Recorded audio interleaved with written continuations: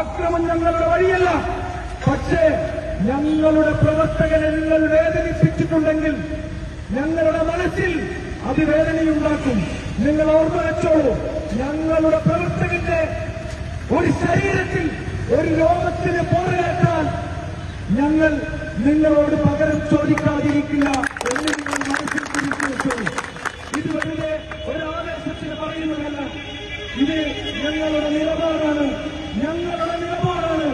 നിങ്ങൾക്കറിയാം, അഴിയൂരിന്റെ ചരിത്രമൊന്നെടുത്ത് പരിശോധിച്ചു നോക്കിയാൽ, അഴിയൂരിന്റെ ചരിത്രമൊന്ന് നിങ്ങളെടുത്ത് പരിശോധിച്ചു നോക്കണം. 5-8 വർഷങ്ങൾക്ക് മുമ്പ് അഴിയൂരിൽ അപ്രമാദിത്യമായിരുന്ന മുസ്ലിം ലീഗ് എന്ന ഒറ്റയാൻ ഇവിടെ മറ്റൊരു രാഷ്ട്രീയ കക്ഷിയെയും പ്രവർത്തിക്കാൻ വിടാതിരുന്ന ഒരു കാലഘട്ടം ഉണ്ടായിരുന്നു. ഇവിടെ വന്ന ഫാസിസ്റ്റുകളായ ആളുകൾ സമുദായത്തെയും ഇവിടെയുള്ള മുഴുവൻ ജനങ്ങളെയും വെല്ലുവിളിച്ച കാരണമുണ്ടായിരുന്നു. പക്ഷേ SDPI എന്ന നവവിപ്ലവ പ്രസ്ഥാനം ഈ അഴിയൂരിന്റെ മണ്ണിൽ കാലുകുത്തിയപ്പോൾ ഞങ്ങൾ നിങ്ങളോട് പറയുന്നു, ആ അപ്രമാദിത്യം ഇവിടെ അവസാനിപ്പിച്ചിട്ടുണ്ട്. നിങ്ങൾ ഓർമ്മയുണ്ടാകും, നിങ്ങളുടെ മനസ്സിൽ കുറിച്ചു വെച്ചോളൂ.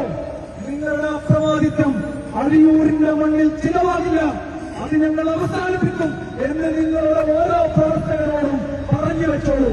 ഇവിടെയുള്ള മുസ്ലിം ലീഗിന്റെ നേതൃത്വത്തോട് ഞങ്ങൾക്ക് പറയാനുള്ളത്, നിങ്ങൾ ഇവരെ നിയന്ത്രിച്ചില്ല എങ്കിൽ അതിന് വലിയ ഒരു വില കൊടുക്കേണ്ടി വരും. അത് നിങ്ങൾക്ക് പറയാനാവില്ല.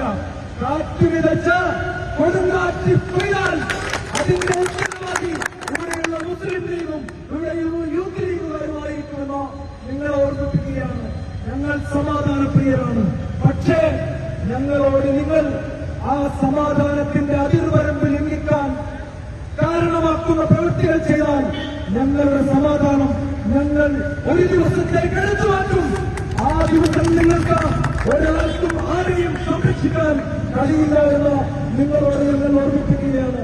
ഞാൻ എന്റെ സംസാരം നിർത്തുന്നു. നിങ്ങളോട് സംസാരിക്കാൻ വേണ്ടി മണ്ഡലം പ്രസിഡന്റ് ഷംസീർ സാഹിബിനെ ആദരപൂർവ്വം ക്ഷണിക്കുകയാണ്.